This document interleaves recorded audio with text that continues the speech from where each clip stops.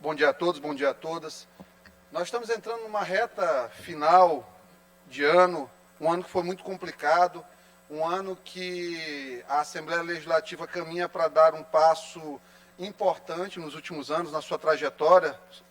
Agradeço até ao presidente Otelino por estar conduzindo esse momento aí com muita tranquilidade necessária numa relação que tem sido difícil dessa casa nos últimos tempos com o Executivo, toda vez que a Assembleia Legislativa precisa se posicionar perante o Executivo, não tem sido muito boa essa continuidade de relação. De toda forma, nós começamos a discutir essa situação das emendas impositivas e na semana passada me chamou a atenção uma fala do governador do Estado, em que ele diz assim: nos últimos anos, o poder de alocação de recursos federais em obras e ações discricionárias migrou fortemente do Executivo para o Legislativo.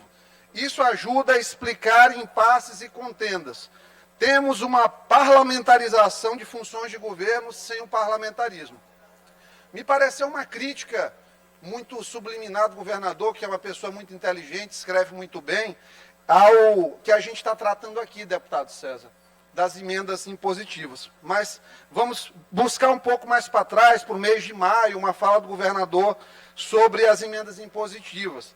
Recebemos hoje o pagamento de emendas de 43 milhões da bancada federal maranhense, na Câmara e no Senado. Recursos vão nos ajudar nas ações de combate ao coronavírus e no sistema de saúde. Despesas que já passam de 170 milhões por mês, infelizmente. Mas vamos vencer. Aqui, presidente, você já percebe que o governador ele acha o dispositivo das emendas impositivas em nível federal bom. E aí uma fala dele, em 2 de março de 2020, também, a um portal nacional, diz assim: o que eu acho necessário é fazer mediação entre dois extremos. Eu acho que as emendas impositivas podem ser feitas, deputado Rafael. O que tenho dito é que emendas impositivas precisam de regulação para que não resultem em abusos. E aí, nós chegamos a essa discussão da casa, um projeto apresentado por mim e pelo deputado Otelino Neto. O que era a ideia? A ideia é que 1% da receita corrente líquida fosse aplicada no primeiro ano para o ano que vem e que no próximo ano fosse apresentado o quantum de 1,2%, que é o que a gente tem do ponto de vista de emendas individuais em Brasília. Então, o que isso resultaria? Isso resultaria numa indicação para o ano que vem em torno de 3,5 milhões, 3 milhões e 300 mil, considerando uma receita corrente líquida de 14 bilhões, e para o ano subsequente, 4 milhões e 200 aproximadamente. Hoje, do ponto de vista de obras públicas, isso é muito pouco. Hoje em dia, por exemplo, com 1,5 milhão, você faz uma escola digna e pronto, acabou. É o recurso que tem. Tem muita consideração ao governo, mas fiz uma decisão a partir dessa reviravolta que teve dentro até da minha psique mesmo, da campanha de prefeito, de entender o papel de um político, de um parlamentar aqui. Quando nós chegamos em qualquer cidade dessa do interior, qualquer base nossa, deputado Rafael, a primeira coisa que as pessoas nos perguntam é por trabalho dentro do município. Não importa, pastor Cavalcante, quantas leis eu disse que tem apresentado, quantos requerimentos, quantas moções, quantos discursos eu tenha subido para fazer nessa tribuna. As pessoas querem saber de obras públicas dentro do seu município. E aí, o deputado, o que ele tem para dizer que ele aplicou nesse município? O que ele indicou? Ele não tem absolutamente nada. E aí, o que a gente tem hoje, deputada Adelmo? Nós estamos nos avizinhando de um pleito eleitoral em 2022, em que há uma série de secretários do governo que são candidatos a deputado estadual e deputado federal. Gente que está sentado, encastelado em orçamentos até de 2,3 bilhões. A pergunta, Wellington, que eu faço é como tu vais concorrer com alguém que está à frente de uma secretaria com 2 bilhões de reais de orçamento? Como é que vai concorrer com a Secretaria de Articulação Política, que coordena todas as ações de governo aqui? Para onde, deputado Ricardo Rios, vão ficar nossas bases quando a gente for confrontado, Rio do Amaral, lá no sul do Maranhão, com o secretário de Infraestrutura, que tem a moeda mais forte do Maranhão, se chama asfalto, na rua, na porta do cidadão? Como é que esse parlamento vai sobreviver de migalhas do governo, como foi liberado apenas R$1 milhão esse ano em emenda, execução direta, que ainda não foi pago praticamente nada, pelo menos o que eu indiquei não foi pago para a empresa até o momento. Não se consegue inaugurar. Teve deputado ontem que me disse que tem obra dele de 2015 que nunca foi concluída. O que a gente vai apresentar para essa população para voltar nos municípios que a gente chega firmando compromissos de olhar pelo município, se não consegue ter nenhuma praça? O governador precisa ter essa sensibilidade. É um homem extremamente inteligente, já foi deputado federal.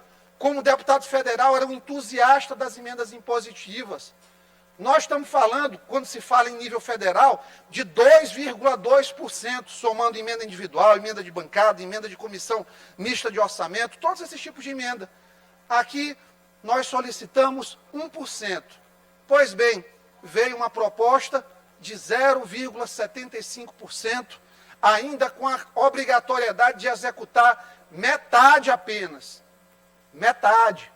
Nós estamos falando de R$1,5 milhão. E aí eu volto a dizer, deputado Rafael, que R$1,5 milhão a gente faz hoje uma escola digna de 4 salas. É isso que a Assembleia vai aceitar? É isso que a gente vai considerar como vitória? Para mim é vitória de pirro. Isso aí. Para mim é um prêmio de consolação. Vão normatizar hoje o PIRES que a Assembleia Legislativa recebe do governo. E eu falo isso sem qualquer mágoa, sem qualquer rancor no coração.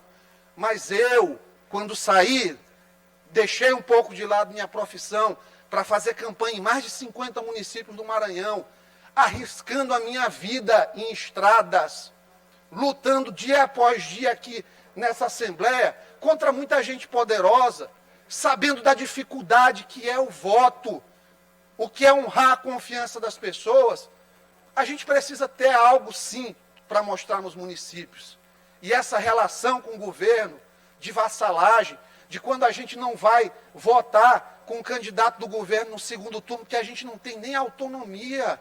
Querem tirar do parlamento a autonomia de decidir para qual lado vai caminhar no segundo turno, em que está aí o candidato, filho do povo, o filho do povo que mora na península, apoiado pelo Moral da BR, que hoje amanheceu com a operação dentro da casa dele, tiraram milhões de reais lá dentro.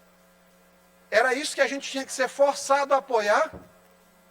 Então, você não apoiar isso, resulta em abertura de procedimento em Secretaria de Controle e Transparência, resulta em perda de cargos de pessoas ligadas a deputados em regionais no interior, porque não aceitou isso. Votar num sujeito desse não vale a pena.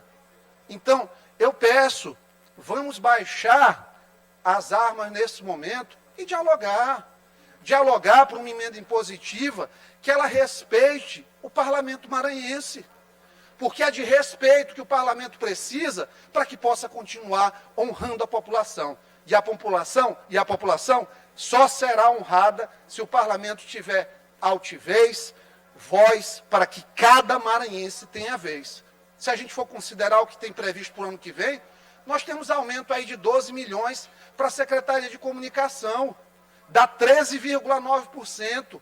O orçamento da educação aumentou 1,5%. O da saúde, 13,1%. O da segurança reduziu 70 milhões.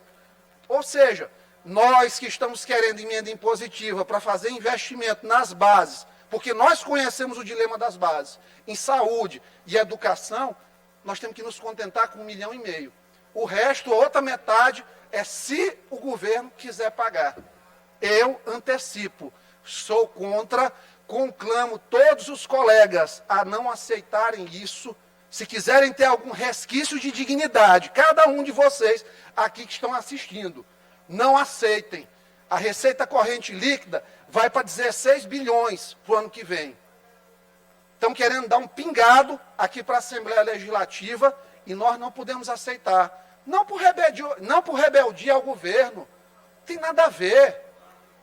Projeto do governo que chegar aqui e for bom, eu vou votar 1000 vezes a favor. Aperto meu dedo naquele botãozinho ali 1000 vezes. faço discurso elogiando, como hoje subo aqui na tribuna, apresentei pela manhã para o Daniel Carvalho, que é o secretário da MOB hoje, tem uma parte ali daquela obra do Araçagi que está um risco danado de acidente.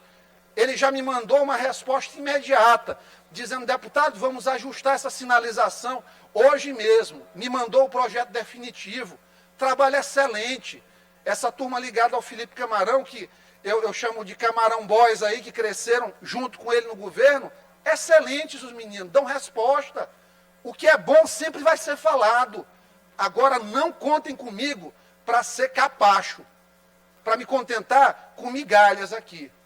Nós não podemos aceitar. E depois, cada um de vocês que votar nesse substitutivo aí, que vai ser apresentado pelo nosso amigo líder do governo, que é uma pessoa que eu tenho grande estima, mas eu não queria estar na pele dele nesse momento, não votem nesse substitutivo.